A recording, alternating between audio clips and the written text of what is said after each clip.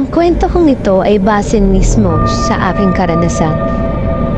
Magmula ng bata ako, ay palagi na akong nakakaranas ng sleep paralysis.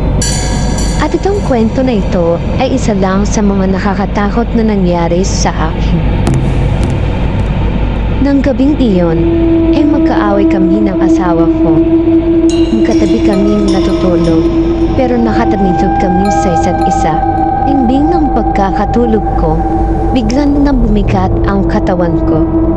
Sa panaginip ko ay katabi ko ang asawa ko. Magkaparehong pesto bago ako nakatulog.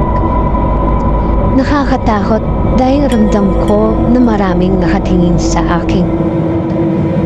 Kahit anong pilit kong galaw sa aking katawan at pilit kong idilat ang mga mata ko, ay hindi pa rin ako makatakas sa sitwasyon na yon. Love! Love! Gisingin mo ko please, love! Yan ang paulit-ulit kong sigaw ng oras na yun.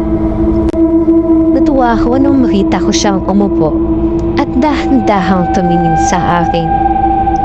Pero napalitan ito ng tapo nung magsalita na siya. Ba't kita gigisingin, demonyo ka, demonyo ka? Ba't kita gigisingin, demonyo ka, demonyo ka? At nag-iba ang kanyang anyo. Napasigaw ako sa takot at nagising sa madilim naming kwarto.